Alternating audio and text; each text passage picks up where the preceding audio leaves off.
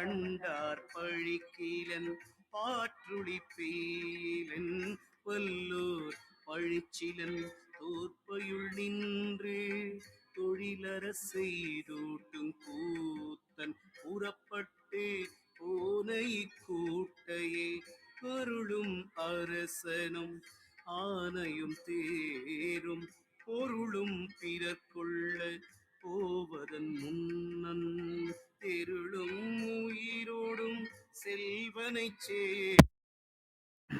அனைவருக்கும் இனிய காலை வணக்கங்கள். ஓம் திருமூலர் திருவடிகள் போற்றி போற்றி. திருமந்திரம் 7ஆம் தந்திரம் 5வது அத்தியாயம் ஆத்மலிங்கம் 1560 என்று நாம் சிந்திக்க உள்ளோம்.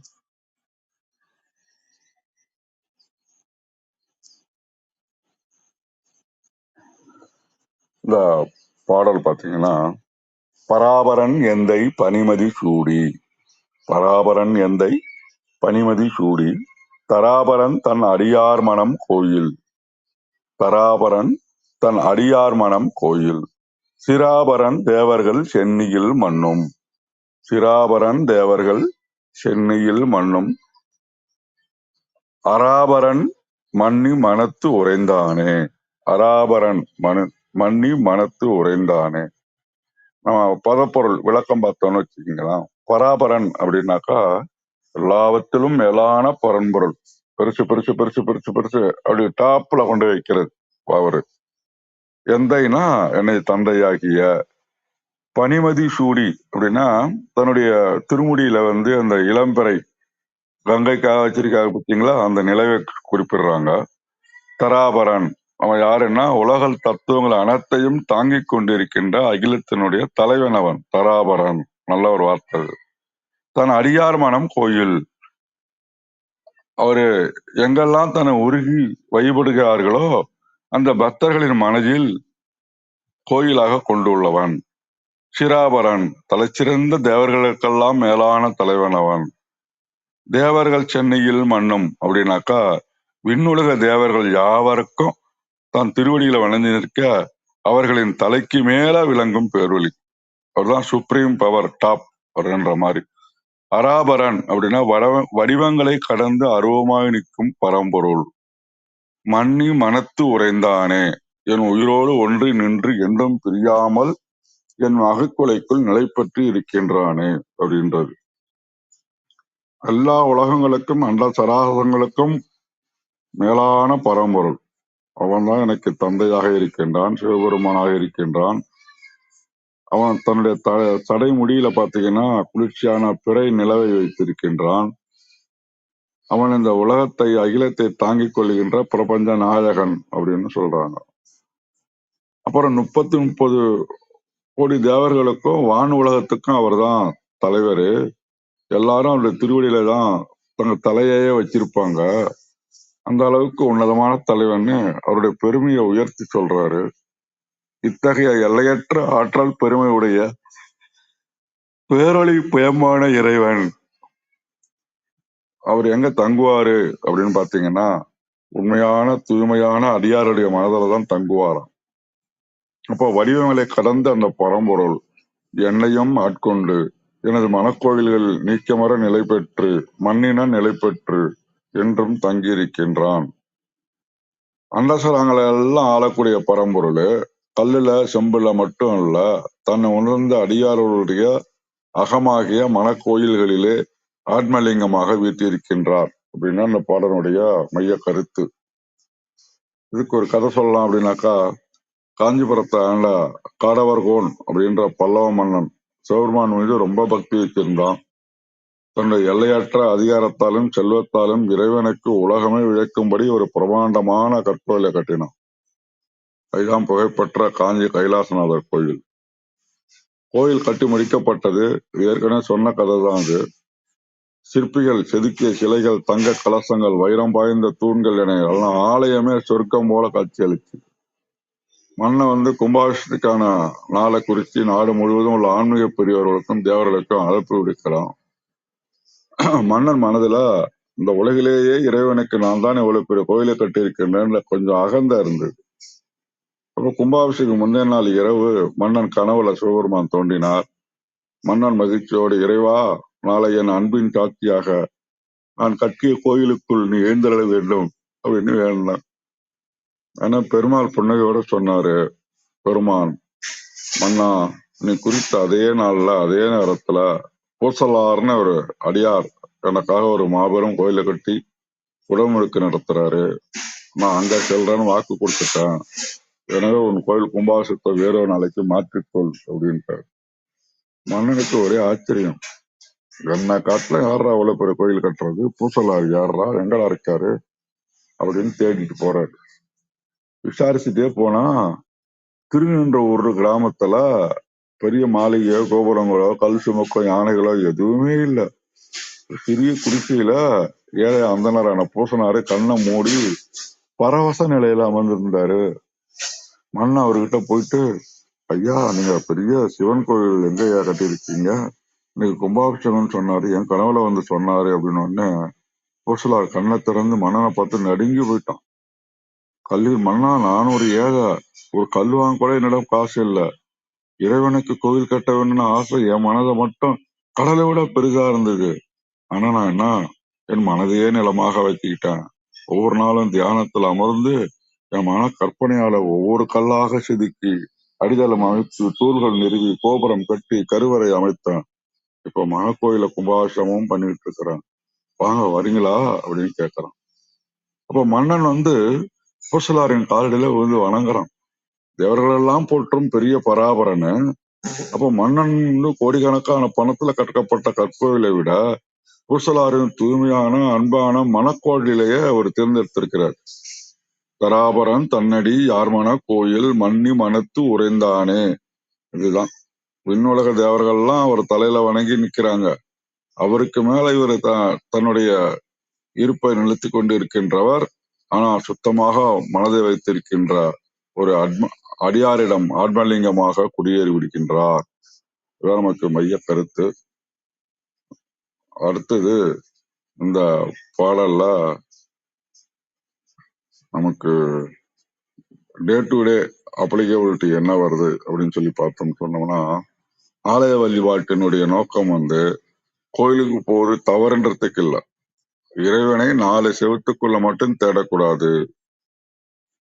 கோயில்ல வந்து அமைதியையும் தூய்மையையும் நேர்மறை எண்ணங்களையும் கொண்டு வர்றதுக்கும் உடலை உள்ளத்தை நடமாடும் கோயிலாக தூய்மையாக பராமரிக்கும் போது நம் உள்ளத்திலே அவன் குடியேறுகின்றான். அகந்தையை ஒழிக்கணும். அவளை பிற ராஜாவுக்கிட்ட போகல, ஏன் போகல அப்படின்னாக்கா, ஒரு சின்ன ஈகோ வந்துச்சுன்னா போச்சு, மொத்தமும் கொலாப்ஸ் ஆயிடும். சுத்தமான எண்ணங்கள் நமக்கு தேவை. சக மனிதர்களை மதிக்கணும். இப்படியாக நாம் அந்த பாடலை தெளிவு கொண்டு முன்னேறுவோம் என்று கூறி தளத்தை கௌரியமாகவும் ஒப்படைக்கின்றேன். மிக்க நன்றி.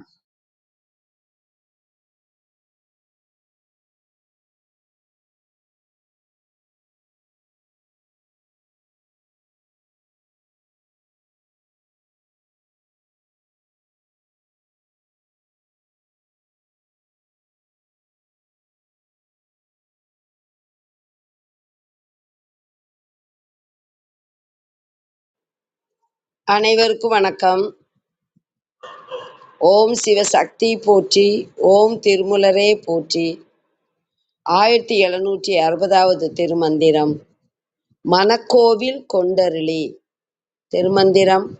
பராபரன் எந்தை பனிமதி சூடி தராபரன் தன் அடியார் மனம் கோயில் சிராபரன் தேவர்கள் சென்னியில் மன்னும் அராமரன்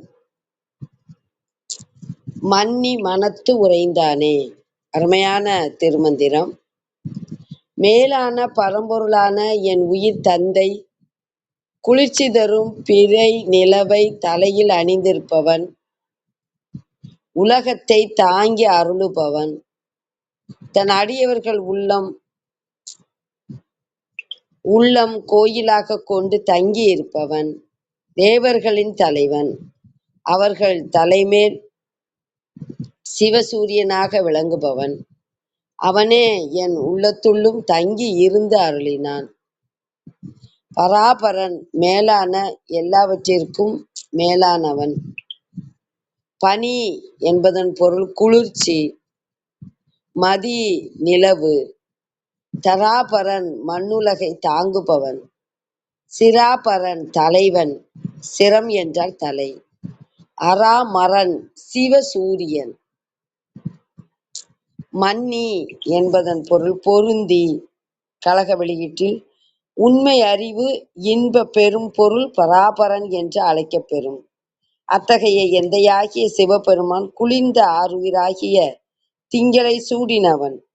தரை முதலாக சொல்லப்படுகின்ற உலகங்களுக்கு இறைவன். தன் அடியாரின் முழு அன்பு மனத்தினை திருக்கோவிலாக கொண்டு அருளினன். அவனே முதற் கடவுள். அவனே ஆயிர இதழ் தாமரையாகிய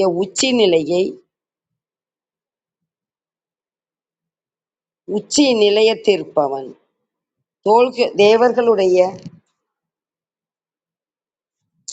தேவர்களுடைய முடியின் கண் வீற்றிருக்கும் மராமரன். மறு கூட்டல் ஆம் கூட்டல் அரண்.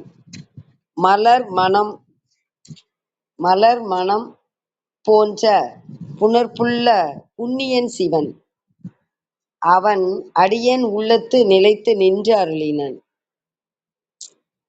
தராபரன் தரையாகிய உலகங்களுக்கு இறை. சிராபரன் மேலான தேவன். மராமரன் மறு கூட்டல் ஆம் கூட்டல் அரண். பூவின் மனம் போன்ற சிவன். அனைவருக்கும் நன்றி, வணக்கம். சிவசிவ. திருச்சிற்றம்பலம்.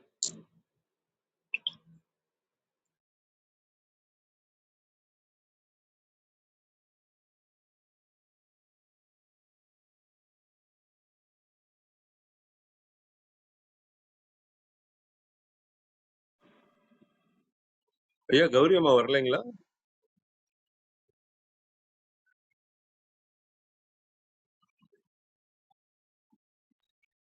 அம்மா விந்தியாமா? ஐயா வேற யாரும் இல்லைங்களா? ஐயா கௌரி அம்மா தெரியல, அதனால நான் திருமந்திரம் வாசித்தேன் ஐயா. நன்றி நன்றி நன்றிங்கம்மா.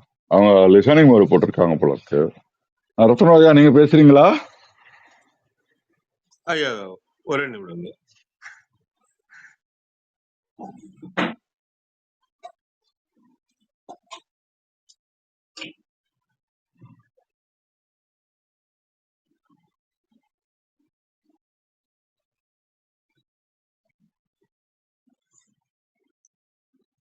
திருச்சிற்றம்பலம்.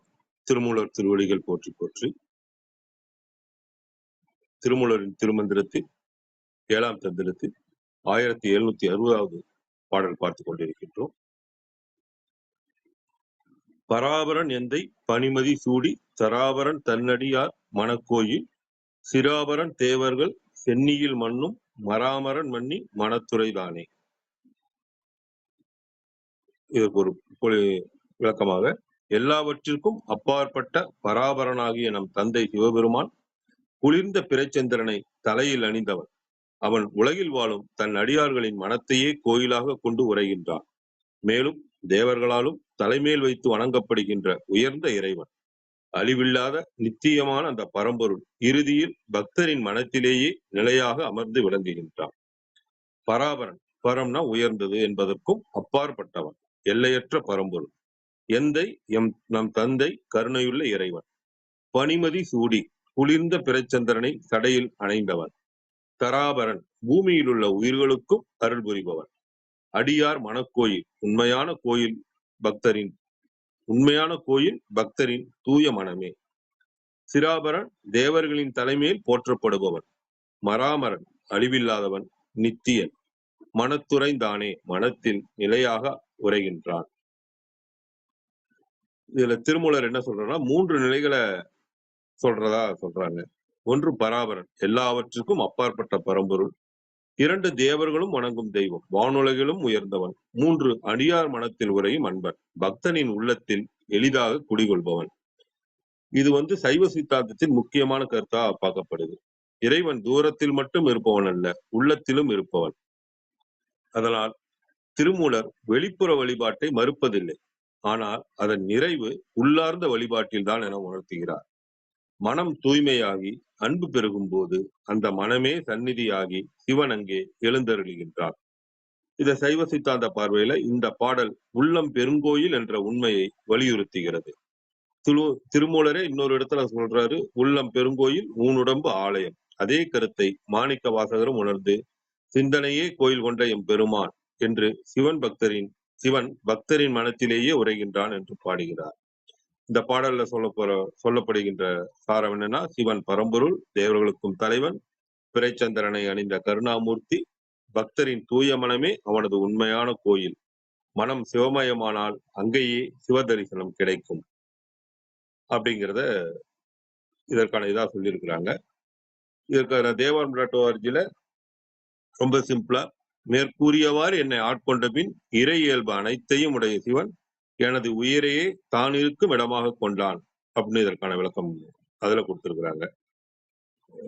நம்ம சரவணனையா தளத்துல இருக்கிற இதையும் பார்ப்போம். அனைத்திற்கும் மேலான பரம்பொருளானவனும் எமது தந்தையானவனும் தன் தலையில் குளிர்ச்சியான நிலவை சூடிக்கொண்டு இருப்பவனும் உலகங்களுக்கெல்லாம் தலைவனானவனும் தமது அடியார்களின் மனத்தையே தமக்கு விருப்பமான கோயிலாக ஏற்றுக்கொண்டு வீற்றிருப்பவனும் தேவர்களுக்கும் மேலான தேவனும் விண்ணுலக தேவர்களின் தலையில் நிலை பெற்று வீற்றிருப்பவனும் உருவமில்லாமல் இருக்கின்ற பரம்பொருளும் ஆகிய இறைவன் எமக்குள் நிலை பெற்று எமது மனதிற்குள் எப்போதும் வீற்றிருந்தான் அப்படின்னு சரவணையா தளத்துல கொடுத்திருக்கிறாங்க. மேற்கொண்டு வேறு யாரும் கேட்கும் தளத்தில் இருக்கும் அன்பர்கள் தங்கள் கருத்துக்களை பகிர்ந்து கொள்ள வரலாம்.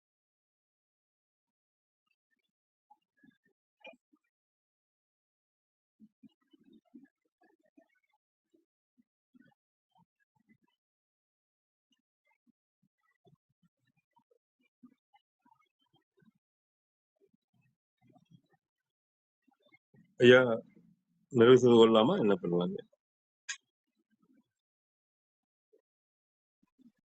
பேசுங்க ஐயா. வேற கிருத்திகாமா அதுவும் வரத்துக்கு வாய்ப்பு இருக்கு.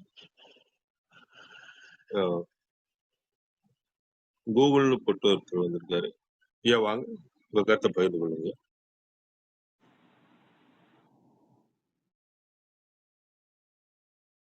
நீங்க மியூட் எடுத்துட்டு பேசலாங்கய்யா. மியூட்ல இருக்கீங்க. ஓகே. குட் மார்னிங் எல்லோருக்கும். காலை வணக்கம். காலை வணக்கம் லியோன் ப்ரோ. காலை வணக்கம் ரத்னா ப்ரோ. நான் வந்து இங்கே வந்து கொஞ்சம் மாஜிக்கு கொஞ்சம் இறைவன் சம்மந்தப்பட்ட இதுகளெல்லாம் செய்து கொண்டிருக்கிறேன். ஸோ நீங்கள் சொல்கிறத போல் எல்லாம் சுற்றி வந்து இறைவன் வந்து உலக வந்து சுற்றி ஆட்டி கொண்டிருக்கிறார். ஸோ அதில் ஒரு சிவமயம்தான் நான். வேற கூட என்ன சொல்ல ஒன்றும் இயலாது. இந்த கீழே இருக்கிற கவுரி என்று சொல்ல அவங்கள கூட எந்த ஐடி தான் கீழே அவங்கள இறக்கிட்டு இருந்தாலும் எனக்கு வந்து ஆளுமை கடவுள் சக்தி எல்லாம் வந்து எந்த வல்லமை எந்த முயற்சிகளால இந்த இடத்துல நான் வந்து வசிச்சு கொண்டு உலகத்தையும் சுத்தி ஆழ்ந்து கொண்டிருக்கிற ஒரு மனுஷன். நீங்கள் வந்து எல்லாம் சொல்றீங்கள், கடவுளால் எல்லாம் சொன்ன தலைமுடி எல்லாம் சொன்னீங்கள், எல்லாம் வந்து நான் தான், இங்கே எல்லாம் நான் தான். ஸோ வேற வந்து எனக்கு ஒன்றும் சொல்ல இல்லை. இருந்தால் வந்து நீங்கள் அந்த கௌரி அக்காவை வந்து மேலே எடுத்து மிச்ச ஆக்களை வந்து தொடர்ந்து வேற ஆக்கள் மாதிரி பேச கதைக்க இருந்தா ஸோ மேலே வந்து உங்களோட கடவுளோட பக்திகளை வந்து கூறிக்கொள்ளுங்க. அது மட்டும்தான் எனக்கு சொல்லலும் ஐயா. நன்றி ஓகே, நன்றி நன்றிங்க. உங்க கருத்துக்கு நன்றி. இல்ல எந்த தமிழ் வந்து உங்களுக்கு புரியுதா? புரியுதுங்க. புரியுது. Okay super. Okay super. ஒவ்வொருவரும் அவங்க அவரவர்களுடைய நேரத்துக்கு தகுந்த மாதிரி தான் வராங்க. அவங்களால இன்னைக்கு மேல வர முடியல. அதனால லிசனிங் இதுல இருக்காங்க. நானும் லிசனிங்ல தான் இருக்கேன். எனக்கு யாரும் இல்லைங்கிறதுனால தான் நானும் இன்னைக்கு மேல வந்தேன். அவரவர்கள் சூழ்நிலை உங்கள் கருத்துக்களை பகிர்ந்து கொண்டதற்கு மிக்க நன்றிங்க. பிரச்சனையே இல்லை. Okay okay okay. வேறு யாரும் தங்கள் கருத்துக்களை பகிர்ந்து கொள்ளலாம்.